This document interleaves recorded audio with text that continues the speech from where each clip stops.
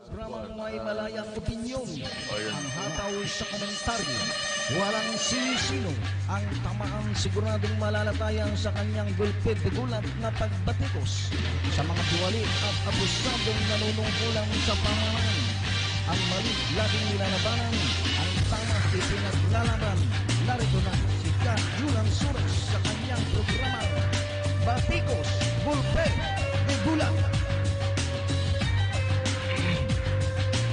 Okay, isang mainit na hapon.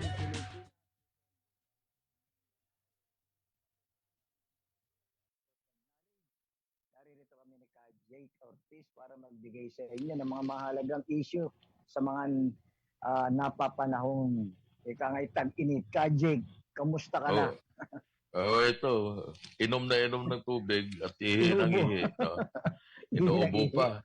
Oo. Dahil ang isang problema natin, pagka ikaw ay mayroong allergic rhinitis, pagbago pa lang ng temperatura, sisipunin ka na eh.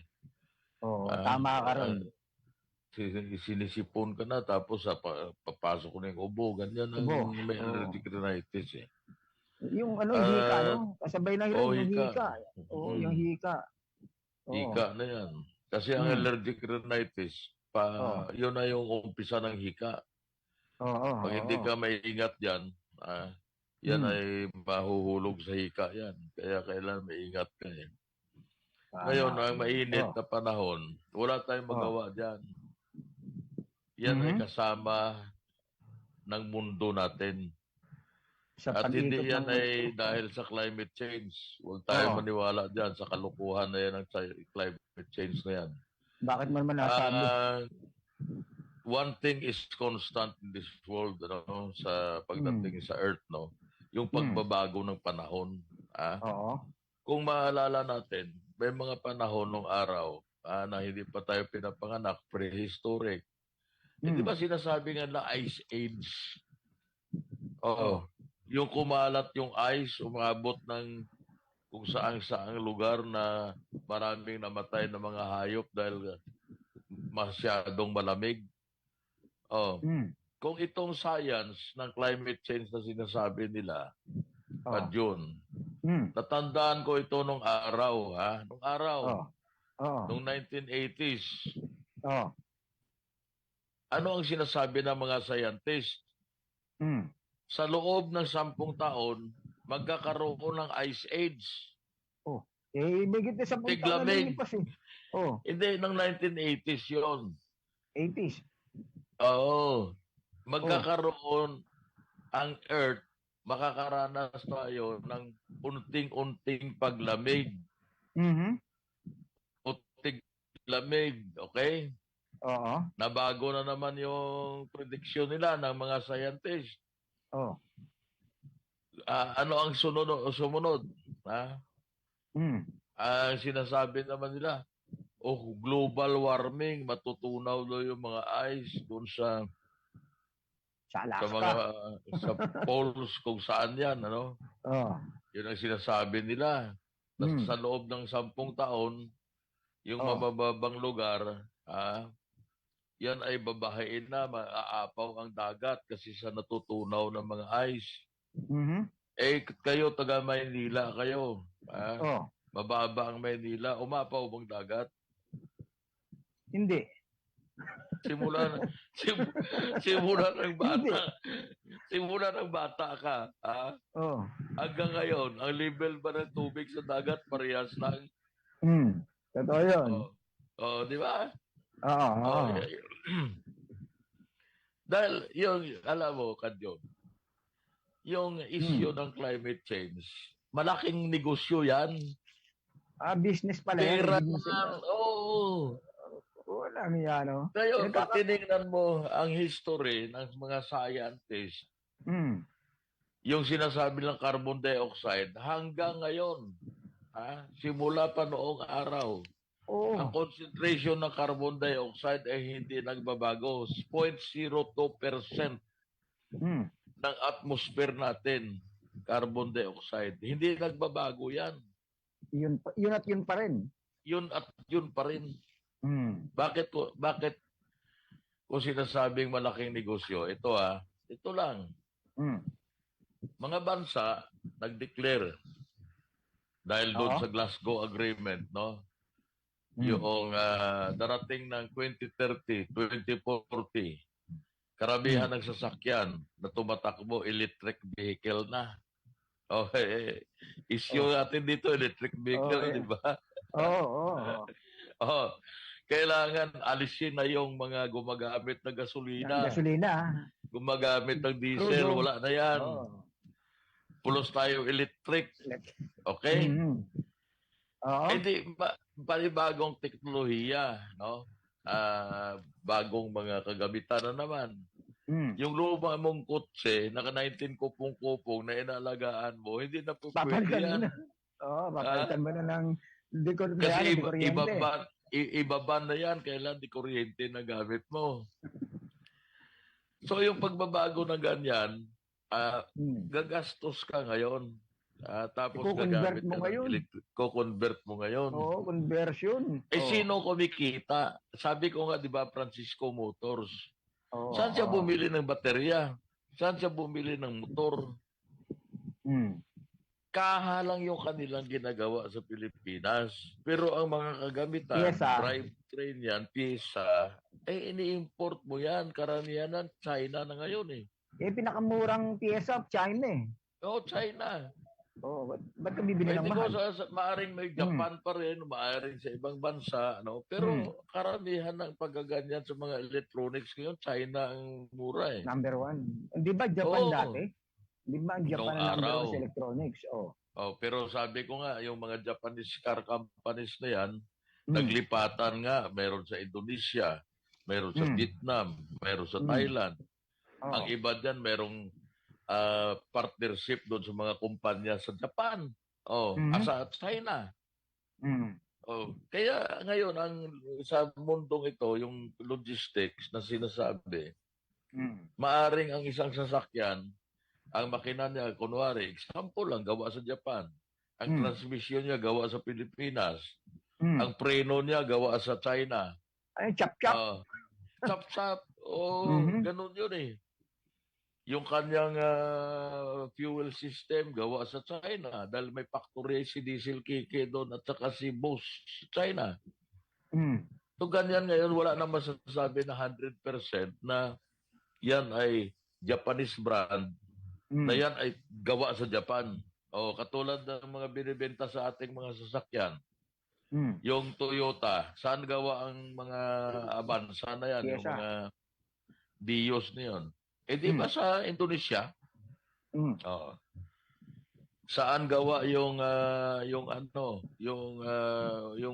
Mitsubishi na mga sasakyan tumatakbo dito sa atin, yung Expander? Indonesia yan yung Mirage dito sa Pilipinas, para pagdating dito, ina-assemble lang yan sa Pilipinas. Para masabi na made in the Philippines. Saan yung mga ibang factory na sa Thailand? Kasi wala namang taripa diyan eh, wala namang tax yan eh. Kasi mayroon tayong free trade agreement, di ba? Sa mga bansang yan. So aangkat ka sa Thailand, wala namang tax yan. Papasok sa Pilipinas. Kung sila naman bibili sa atin, papunta doon, wala namang tax din. Parang ex-deal lang. Free trade eh. Sa Vietnam, ganun din. So wala na tayong masasabi ngayon na talagang, ito Mitsubishi, ito gawa sa Japan to. Hindi na eh. Nung araw ganyan. Pag sinabi mong Toyota, Mitsubishi, Fuso, Isuzu, Japan yan. Talagang okay yan. Kasi pag Toyota, Japan eh. Ngayon wala na. Kasi kalat na ang Toyochi production. na pala yan. Toyochi, hindi na Toyota. Toyochi. Toyotang China. Ilan ang kumpanya na merong tie-up ang Toyota sa China? Yung GAC Motors, GAC ng China, ang may-ari ata niyan, 50% Toyota eh. Pero Chinese company. Kaya nga, kahit na yung, tawag yan, modernization na yan, Jeepney modernisasyon. Sabihin natin na, kasi alam mo sa ngayon, Kadyon, pogi ka, pogi ka kung anti-China ka. Ganun? Ay, di ba? Mga politiko. Oh, puro pa Pogi pogi. ka eh. Oo, Pogi ka eh. Anti-China ako eh. Oo. Pero ang katotohanan, malayo dyan. Papugi ka lang dyan. Pero ang katotohanan, magkano ang negosyo natin sa China? $30 billion. Mas marami tayong binibili sa China kaysa sila bumibili sa atin. Sa 30 billion o 45 billion, hindi ko lang alam kung magkano ang talagang negosyo ngayon na nakukuha natin sa China, pero malaki ang nakukuha natin. Katulad yan, papugi ka ngayon. Anti-China ako. West Philippine Sea. Yan ang issue. No? Yun ang issue. South China Sea. Inagaw yung ating teritoryo. Tapos, pinatawag ng Amerika yung ating presidente. Yung presidente natin, kaagad naman. Halika, punta ka dito. Susukot-sukot yun. Susukot-sukot na lumapit yun.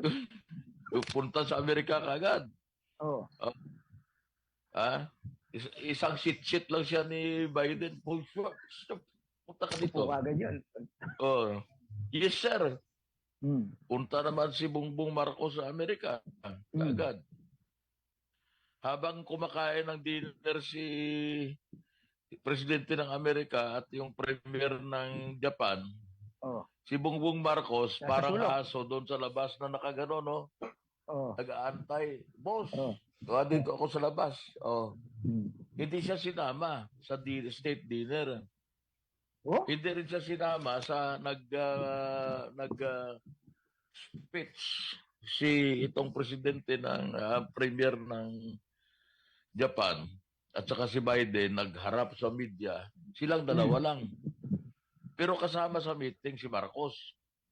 Alam ko kasama eh. Nakita pa nga, nag-uusap sila eh. Buliboy ka lang sasama ka? Pwede ba naman yung... Anong buliboy naman? Buli-buli. Kung ako si Biden, sasabihin ko sa'yo, ops, yantay ka lang dyan sa labas mag-uusap muna kami nito. Kakain muna kami. Para naman sinabi mo, napaka-weak naman ng Pangulo ng Pilipinas. Ano pa ba tawag doon? Bata lang kita eh. Sunod-sunuran ka lang sa gusto ko eh. Tumuwag ka, tuwag. Dalawang pinakamalakas na bansa yung kasama mo eh.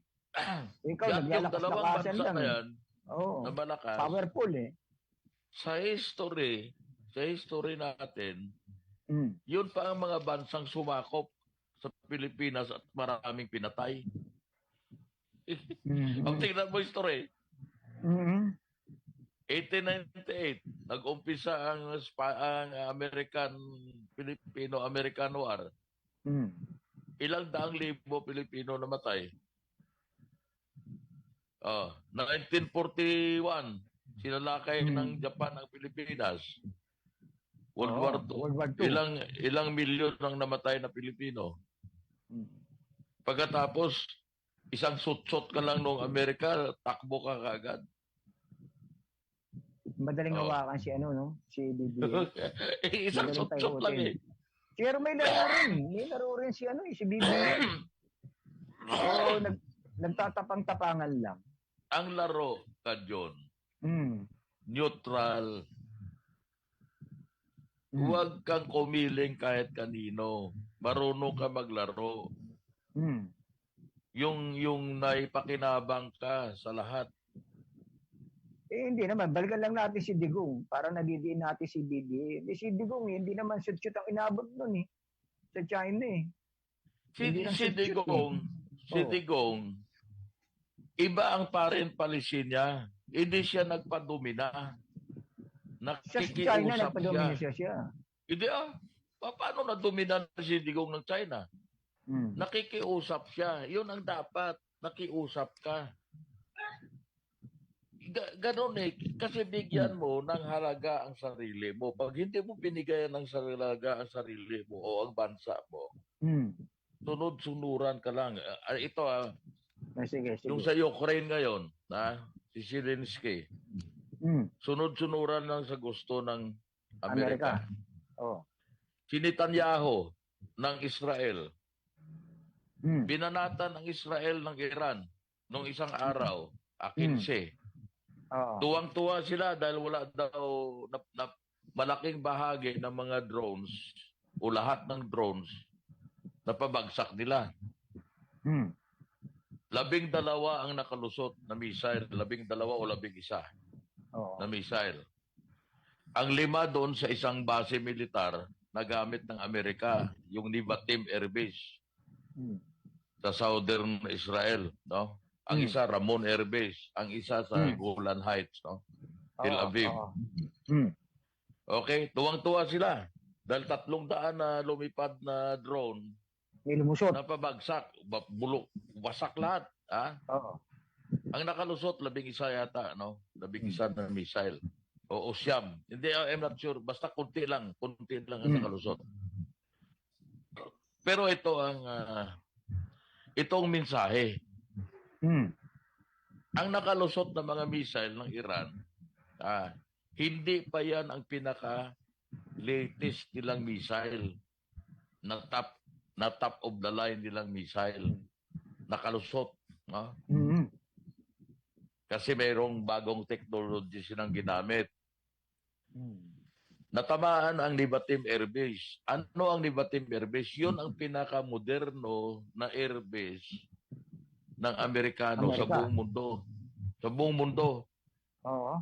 Kompleto yan sa lahat ng air defense systems, sa mga radar, lahat yan. Ang pinaka-latest nila, andyan lahat. Kasi ang binabantayan lang yan, yung Iran. Okay? Nalusutan sila doon. Nalusutan sila. Oo. Hindi sampal sa Amerika yun. Iyon ang ibig ko sabihin. Kaya nung sinabi ni Netanyahu, presidente ng Israel, re-race back kami. Okay? Napahiya kami. Okay? Inatake kami ng Iran. Re-race back. Sabi ni Biden, na presidente ng Amerika kay Netanyahu, wag. Don't do it. Di parang aso tumabi si Netanyahu.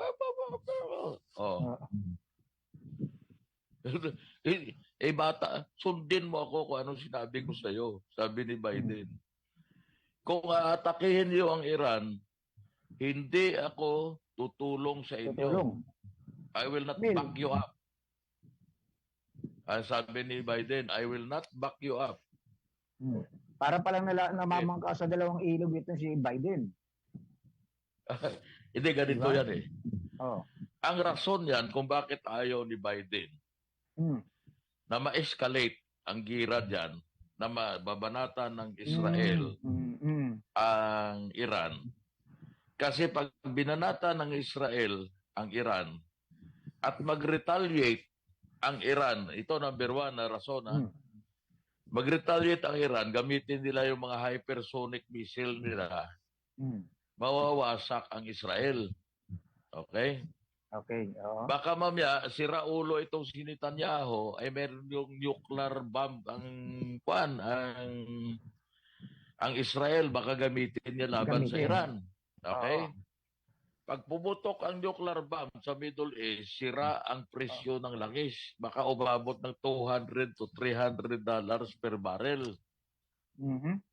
Pag ganyan ang nangyayari, umabot sa ganyan, ang presyo ng gasolina sa atin dito, baka 100, 250 pesos per liter. Masisira ang ekonomiya ng buong mundo. Okay? Hindi lang tataas ang presyo ng krudo. Okay? Lahat magtataas. Masisira ang ekonomiya ng United States of America. Kasi ngayon may inflation sila. Pag tumaas ang presyo ng bilihin sa Amerika, baka magrevolusyon sa Amerika. Hindi pa sanay magutom mga Amerika. Yan ang number 1 na dahilan. Masisira ang Israel mawawala sa kwan kasi ang ayon sa mga military intelligence nila, Hmm.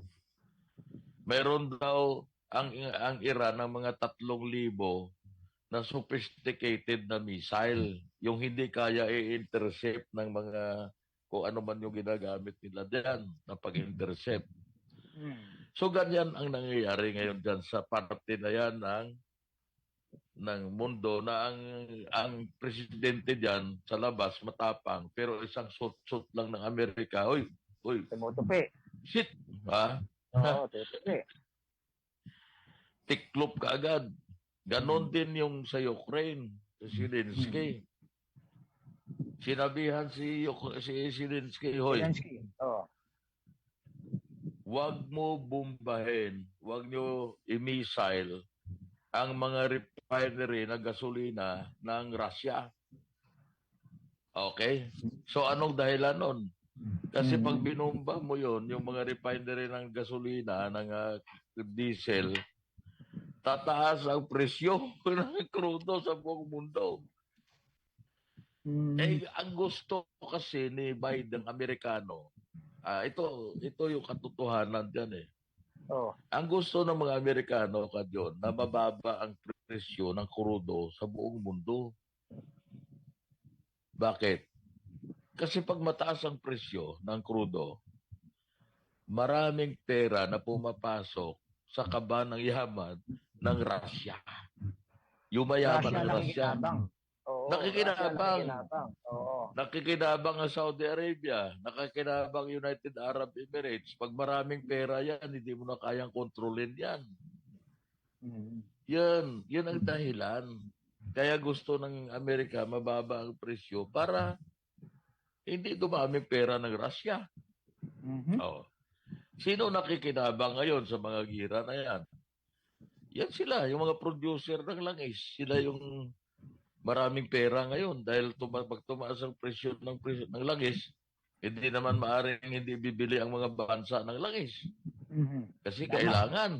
Kailangan yun, oo. Oo. Yan ang katotohanan na nangyayari ngayon sa mundo natin. Na mayroong mga bansa na hawak sa liig ng mga Amerika at isa na dyan ang Pilipinas. Isa na tayo. Tayo, gagamitin lang naman tayo eh. Hindi naman sila na katulad sa Ukraine. Anong sabi nila sa Ukraine dati? Sige, girahin mo yung Russia. We will support you as long as it takes. Natatandaan ko nga, sinabi mo, hindi abutin ng 2 buwan eh. Tapos eh. Kaya nga, di ba? 3 taon na. Ganito yan, kaya ko nasabi yan nung 2 buwan. Nag-umpisa ng February 22 ang gira. Okay?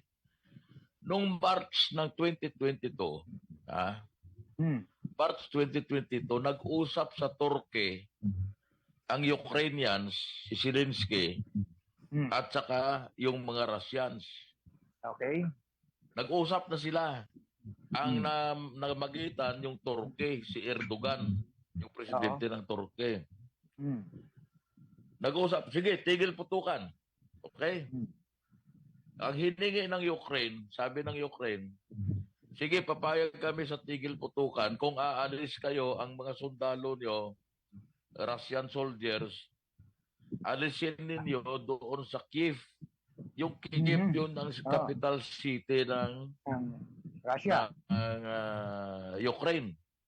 Okay. Di ba una yung inatake yan? Okay.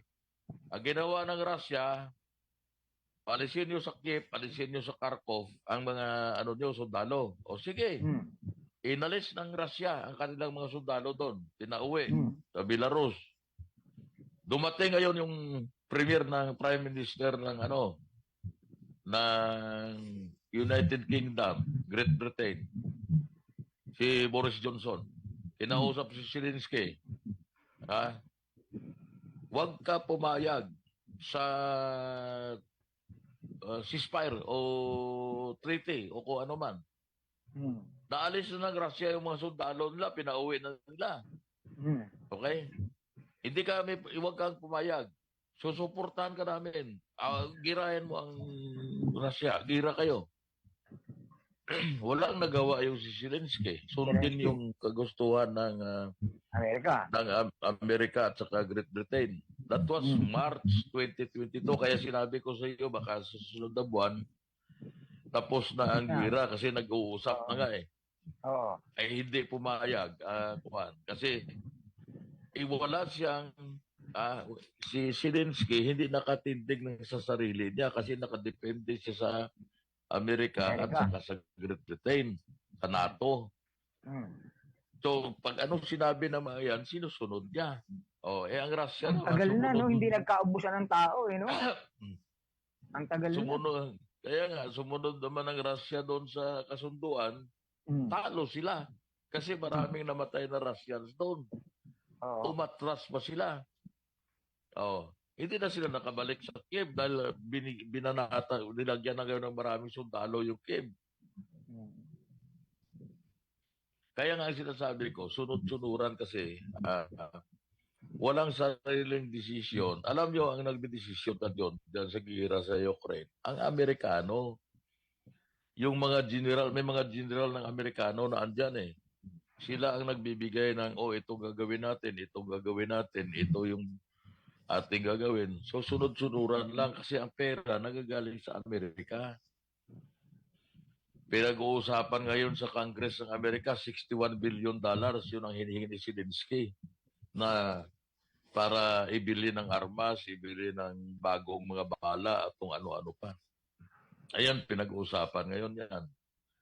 Pero mukhang 3 buwan na yung pag-uusap hanggang ngayon, hindi pa natatapos. Samantala, araw-araw, utay-utay, paunti-unti na umaatake ang Russia. Pakunti-kunti. Hindi nila inaatake ng tudo, pero kasi natatakot din sila na maraming mamatay na sundalo. Maraming na namatay na sundalong Russian eh.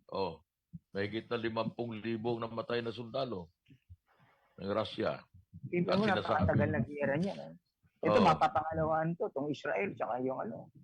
Yun na nga. Pero makikita mo, ang ibig ko sabihin ka doon, sunod-sunuran sila. Example lang yan sa kagustuhan ng Amerikano. Tigil mo na. Nakihalo pa ang Iran. Ang Iran, sunod-sunod. Ang Iran, walang sinusunod yan. Bakit pumasok ang Iran sa laban? Bakit pumasok sila dyan sa Israel, Ito yan. Palestine. Ganito yan eh.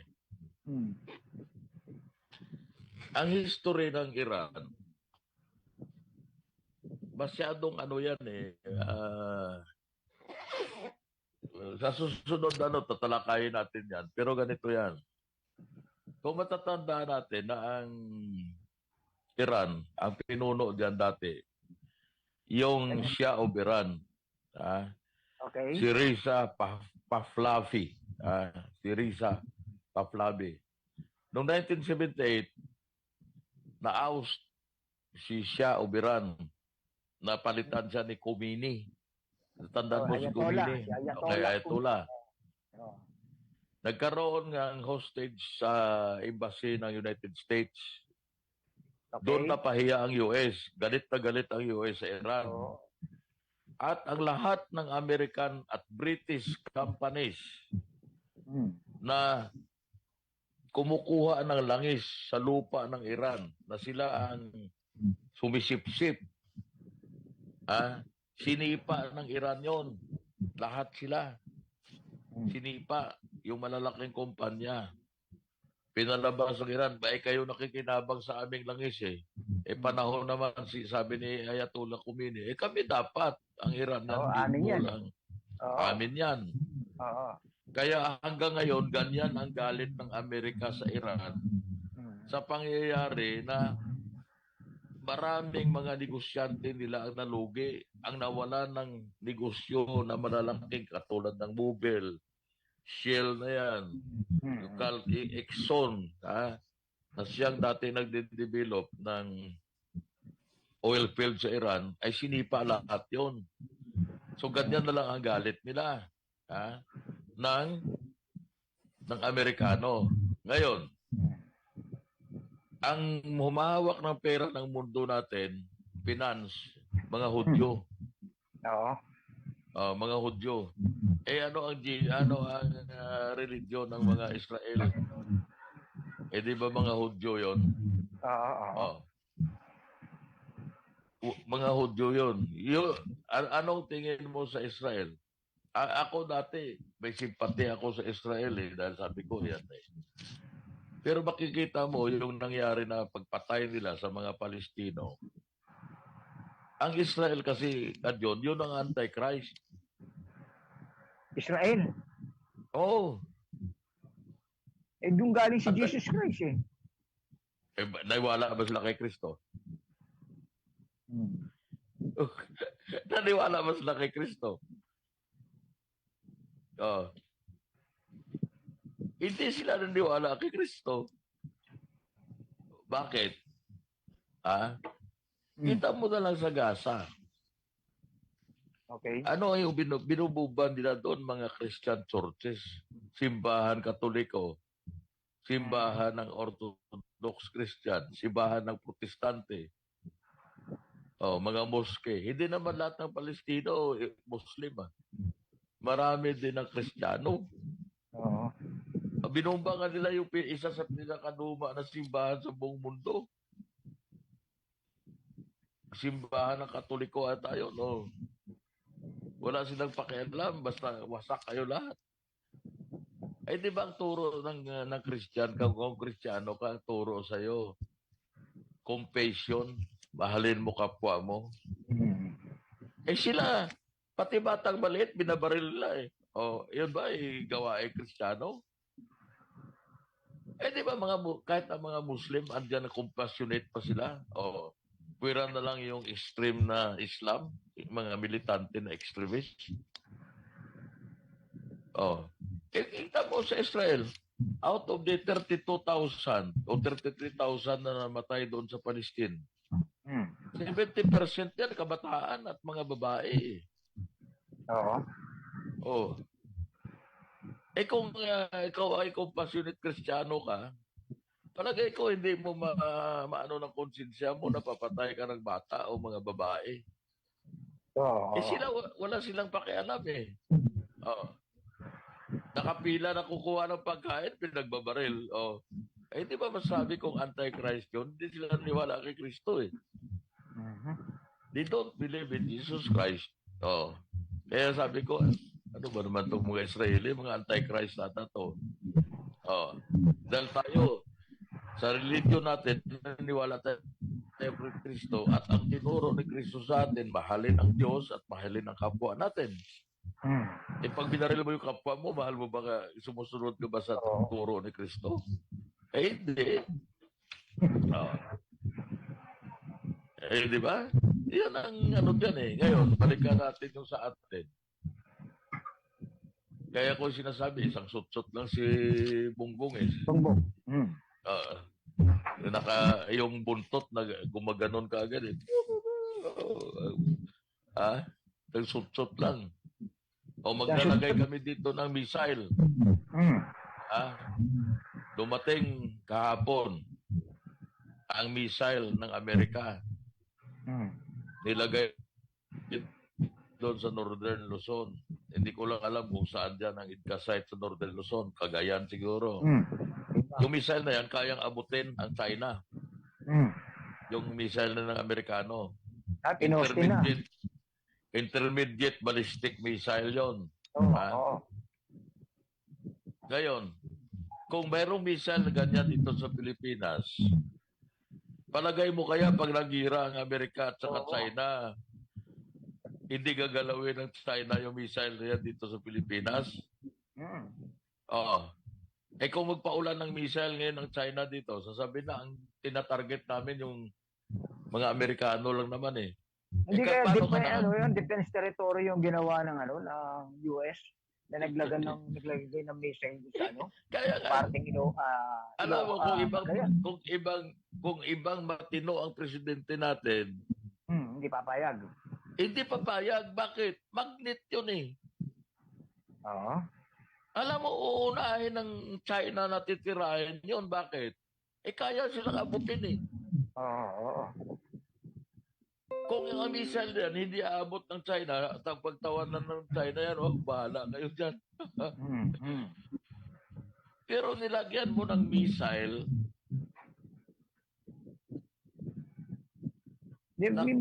parang kayang postihan abutin yan. ng China. Kaya Hindi, may sagot ako dyan. May tanong ako dyan. kaya nga, yun na nga. Oo. Oh. Ang tanong ko dyan, mayroong mga Chinese. Diyan mismo sa Cagayan, 4,000 mahigit ang kasalukuyan nag-aaral dyan. Parang nagtanim din ng mga... Nasagot na yan. Nasagot na yan ng Department of Defense at saka ng DepEd. Oh. Exchange students yan. May visa sila. At hindi panganib yan. Baka sabihin na parehas ng hapunong araw. Na-clear na yan. Exchange students yan. Paano ni Duterte yata yan? Nagtaniman dyan yung mga estudyante. Ngayon lang yan. Matagal na meron silang exchange sa ang Pilipinas sa ibang bansa. Maaring may mga kabataan din na nag-aaral sa China. Oo. Harmless yun. Wala yun. Ang mabigat na pinag-uusapan natin yung missile na nilagay ng Amerika. Kasi kung yan ay anti-ship lang, na mababa lang ang range, sasabihin natin kahit 200 miles range, okay lang yan. Wala namang problema doon eh. Kasi kasama sa depensa ng Pilipinas yun eh. Pero pag nilagyan mo na ng long-range missile, nilagay mo na dyan na kayang abutin ang China ng missile na yan. Ay, ako, delikado yan. Ako, ayaw ko nagira eh. Kasi nakikita naman natin na pag nagkagira, katulad ng nangyayari sa Ukraine na yan, saan nagira? At tayo kawawa na sibilyan. Tayong mga Pilipino ang kawawa. Bakit? Girahin ng Amerika ang China. Magira sila. Hindi naman maabot ng China ang ang Amerika. O kundi sila gagamit ng nuclear missile. Kunwari, gira lang na yung walang nuclear. Katulad ng nangyari sa Ukraine. Saan ngayon ang gira mangyari? Dito sa Asia. At specific na mangyari dito sa atin. Kasi nakabase ang militar ng Amerika dito o maaaring sa Japan. Pag may long range missile dito, tatargetin una ng mga incheck yan, ng mga Chinese yan. Para ma-neutralize nila yan. Ngayon, kung paulanan tayo ng missile, sasabihin nila, ang tinatarget namin yung yung missile dyan ng Amerika sa inyo eh. Paano kung lumagpas at tumama sa mga sibilyan at maraming namatay na Pilipino, di thank you na lang tayo. Parang to whom it be concerned. O bato-bato sa langit, ang tamaan, huwag mag-alit. Kaya nga, kailangan, dapat hindi pumayag ang ating pamahalaan. O sige, maglagay kayo sundalo niyan, pero huwag lang yung mga missile na gano'n. Dapat hindi pumayag ang ating Pangulo sa ganyan. Kasi ito yung natin eh. Pero yung kailaliman, itong nangyayari between China and Philippines, malalim, hindi natin alam kung ano talaga yung punot dulo. Alam mo, Kanjon, ang problema na yan, napakaliit niyan. Hindi malaking problema yung noon araw pa, nag-aagawan na yung mga bansa diyan sa South China Sea o sa West Philippine Sea na yan. Noon araw pa. Maliit yan. Pwede mag-usap dyan eh.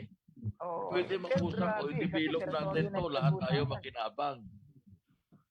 Kasi pero gusto ng China kontrolin eh. Di ba? Hindi yan eh. Hindi pare control.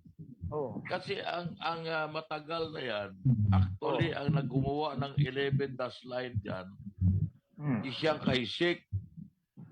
na hindi naman tinutulan ng Amerikanong araw yan. Kahit tingnan mo sa history, basahin mo ang history niyan, ang tawag nila dyan, Nansa Island. Ang may claimant yan, Vietnamese, Vietnam. Nagbandang huli na lumakas ang China, nag-claim din sila.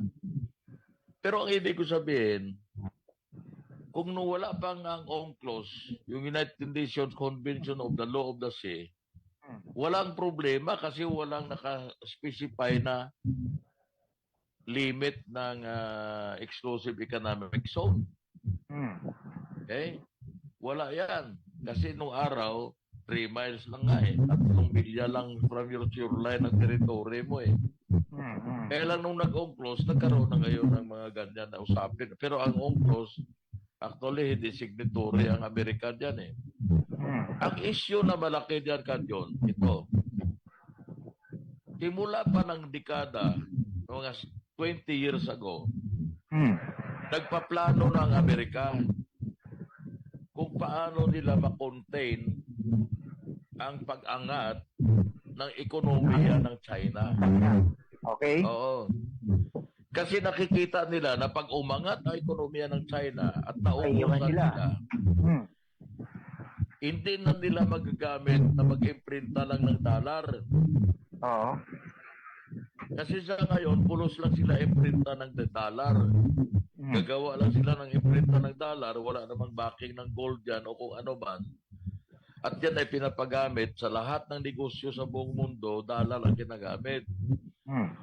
Pag dumating ang panahon na lumiit ang kumunti ang gumagamit ng dollar, babagsak ang ekonomiya ng Amerika. Yun ang gusto nila pigilan. Lumalaki ang China. Ang ginagamit ngayon ng ibang bansa sa pagbili sa China, yuan, pera din ng China. Nagiging reserve currency na rin ng China ang yuan ngayon. Sa katunayan, ganito ang nangyari, Kanyon, ano? Itong a week ago, 1 week ago, si Janet Yellen na Secretary of Treasury ng United States of America nagpunta sa China, nagrereklamo. Ba't overcapacity kayo? Sobra ang production ninyo. Production sa mga electric vehicles, balik na naman tayo sa electric vehicles. Okay, sige. Production sa mga solar panels at saka sa mga wind turbines. Okay. Ano ang dahilan? Dahil tumaas ang antas ng kalidad ng mga gawa sa China na electric vehicle, solar panels at turbines. Nagrereklamo ngayon ang Europe at saka ang Amerika na hindi na sila kaya magkompetisyon sa presyo at saka sa kalidad. Kaya pumunta si Janet Yellen, dahan-dahan naman kayo, hindi na namin kaya kang compete. Pwede ba yan sabihin mo doon sa kalaban mo na huwag kang magbenta ng mas masarap na puto dahil tayo gumagawa tayo puto, mas masarap yung kalaban mo. Dahan-dahan kasi pagbenta ng masarap na puto, nalulugi ako eh. Pwede ba yan? Competition yan eh. Ganyan ang nangyayari sa ngayon. Yun ang katuwa. Pero may nangyayari, Kajik, minomonopolyo ng China ang mga produkto. Kaya nagkakaroon ng fake na yun, sa sapatos eh. Yung mga ganyan na mga production, na mga pike na yan, hindi kaya kontrolin ng China yan. Kasi sila, gagawa ka dyan, may factory ng Nike sa China. Okay? Merong factory sila doon eh. Ang mga kumpanya na yan at ang mga produkto na yan ay ini-export nila sa mahal na halaga. Ngayon yung mga pike na yan, ang dapat mag-control niyan yung bansa na kung saan dinadala yung mga pike na yan. Dahil sa China, ang negosyante doon, pag nagpunta ka doon, papagawa ka, ano gusto mong, sapatos, gusto mo original, ang mahal ng original eh. Gusto mo class A? Gusto mo class B? Gusto mo class C? Anong presyo? Sige, class B. Gagawa sila ng... produkto na nasisira yung Yan nga. Tatlong suot mo lang, sira Oo, na. gusto pa. Oo. Pero meron silang produkto na 5 buwan mo nang sinusuot, ayos pa. Oo. Oh. Pero Class piki din yun. Class Oh, A naman yun. class A naman yun. Ganun lang, Oh, mga salamin. Nakahuli, di ba? pare, Oo. ang may pagkocontrol yan, hindi ang China dapat mag-control. Kasi ang China na negosyante, gagawa yan. Made in China. Ha? Made in China. Kaya nga, magmamanufacture yan. Ha? Kahit na walang kalidad yan, bumibili kayo eh. Oh. Ano, ang unang tanong sa iyo diyan ang gagawa ng magkano mo kayang ibenta yan doon sa inyo? Pag sinabi mo itong price range ko diyan, eh kaya ko lang ibenta ng 80 pesos yan doon eh. Ito dapat ito lang Ang benta ko sa iyo 20 pesos, may spread 20, may tubo ka 40. Ganun lang style. Sapatos, 8,000, bigla ka makakabili. 2,000, dalawa pa. Kaya nga. Pero mayroong mga produkto ang China na matitibay. Nakabili ako ng gawa sa China na chinilas. Yung goma. 2 taon ko na pa rin na sinusuot dito sa bahay ko pero hindi pa nasisira. Sabihin ko sana, hindi mo naman sinusuot eh. Ba't abutin 2 taon? 400 pesos ko lang nabili sa Lazada. 2 taon ko nang sinusuot. Pero matibay kasi branded na registered sa China. Brand nila, sarili nilang brand. Pero pag fake talaga, yung mga fake na mga gamit, hindi tatagal yan. Hindi tatagal ang fake. Ngayon, nagkalat ang mga motor, puro China. Hindi fake yan kasi yan talaga galing sa China yan. Kaya babalikan natin yung electric vehicle. Kahapon, naglabas ang China ng report ng 2022 at 2023 na sales nila sa kotse. 31 million cars ang kanilang nabenta. Made in China yun. Made in China yun. 31 million cars. Ano tatak nun? Ano tatak? Marami. Yung mga kilalang tatak, BYD, SAIC, JAC, Tesla, Tesla, mga ang iba doon. Tesla? Tesla. Gawa sa Amerikano may-ari niyan, si Elon Musk. BYD, yung mga kilalang brand ng China, ng mga high quality na. 31 million. Pati General Motors, pati Ford, mayroon sila. Toyota. Yun ang total sales sa China. Iba't ibang brand kasama BMW doon, Mercedes-Benz. Made in China. Hindi naman lahat made in China, ang iba doon imported. Pero ang ibig ko sabihin, ganun kalaki ang merkado ng China. Isipin mo 31 million cars ang nabenta. Isipin ko gano'ng karami yan. Ibig sabihin yan, kung may 31 million cars ka sa Pilipinas, bawat 3 Pilipino, isa sa bawat 3 Pilipino may kotse.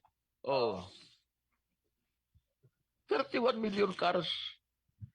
Sa US ngayon, anong number 1 na sales sa electric vehicle? BYD. Saan gawa ang BYD? China. Yun ang number 1 ngayon.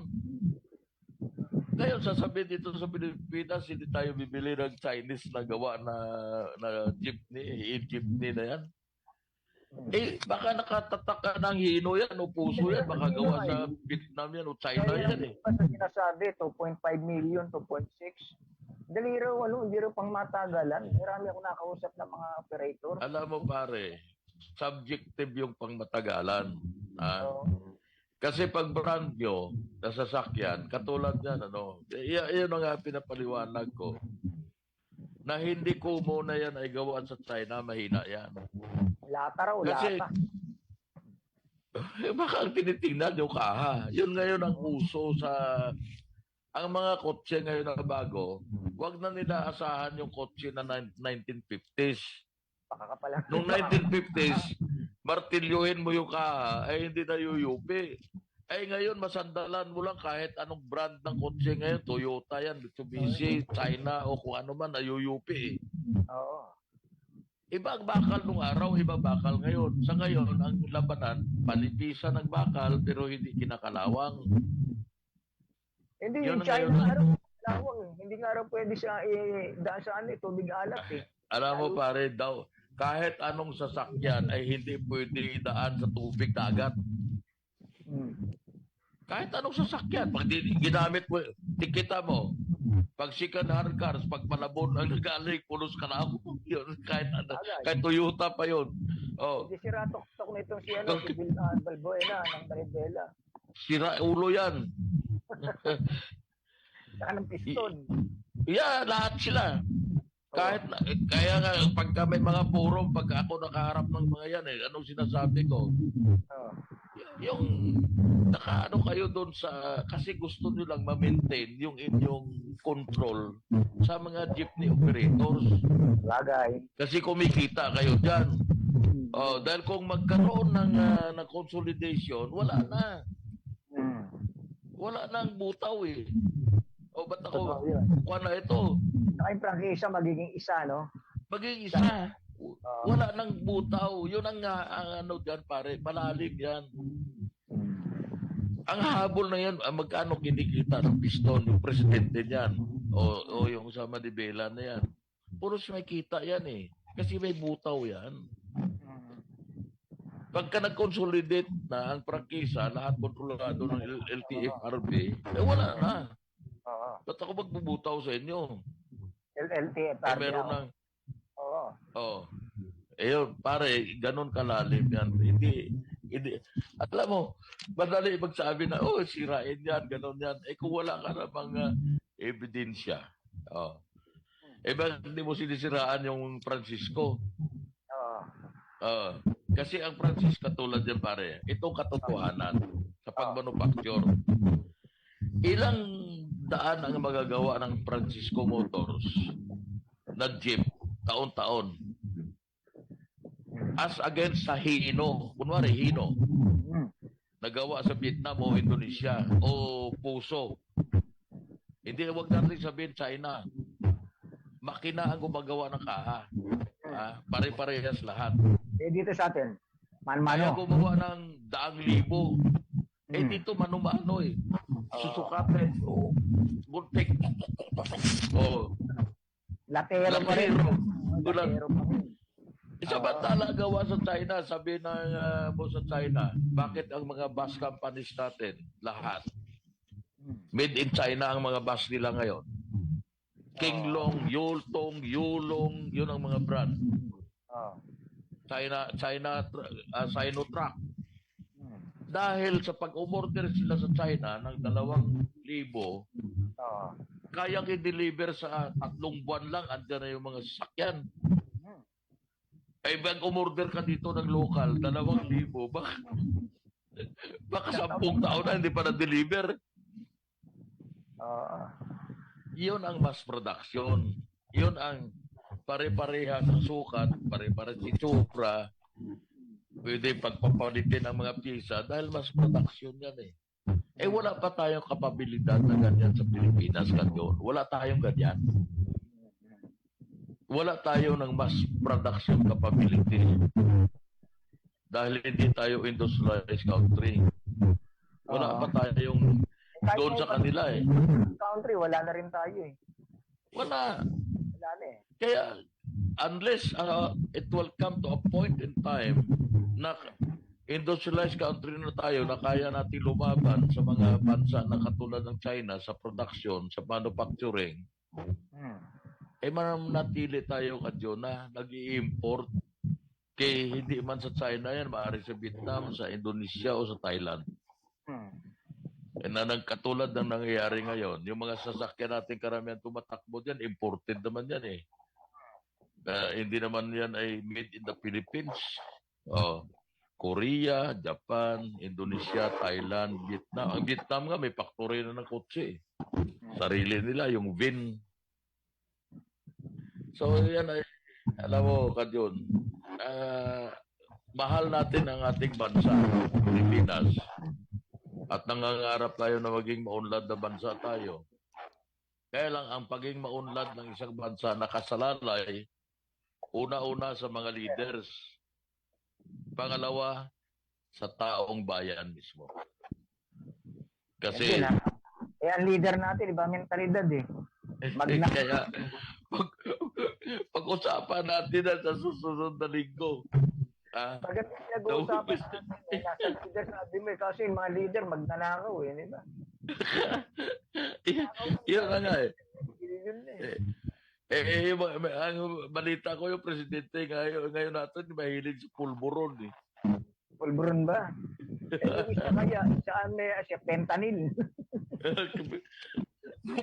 Puros mahilig sa drugs. Ay, Natin, no? kawawa mga Pilipino.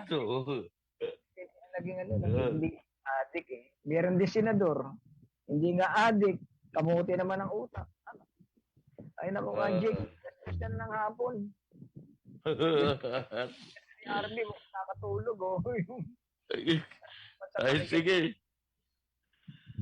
Tayo magpaalam na. Maraming salamat po sa inyo. At abangan nyo kami uli sa Webes, susunod na linggo. At marami pa tayong pag-usapan. Pag-usapan natin yung mga leader natin. At saka... Leader na kamote. Kadyon, maraming nabudol. Daming nabudol. Maraming nabudol. Nakawan ka. Batiin ko muna ka, Jake. Dahil nawala sige. Si Sarah Edith, tapos si Nes Meneses, si Edwin Reyes, tapos si J. De La Puente, dating head to ng MSW, yung Manila Social Welfare, no? Tapos nanonood sa atin si Edwin Reyes. Ayan. At ang mga nanonood sa amin ni Kajik, no, magandang hapon sa inyo. O sino pa magandang hapon. Pasasalamatan natin. Maraming salamat sa inyong panonood at maraming salamat yan kay Ma'am Faye Nicodimos sa pagbibigay ng pagkakataon sa amin ni Kadyo na makapag-air sa iyong kakampi online. Thank you so much. Magandang hapon. Salamat ako kay RV, no, ma-assist sa atin. No. Meron pa rin kaming mga balitang hali. Araw-araw yan, balitang halian. Ayan. Ang nandiyan si Ma'am Pep Pineda Nicodemos. Ayan, bumabato tayo na report dyan. No. Muli, mga kababayan, ito niya Kadyo ng Sure sa programang Gulpid de Gulat at Truth and Knowledge. Kajik, thank you. Okay, bye-bye. Thank you. Bye-bye.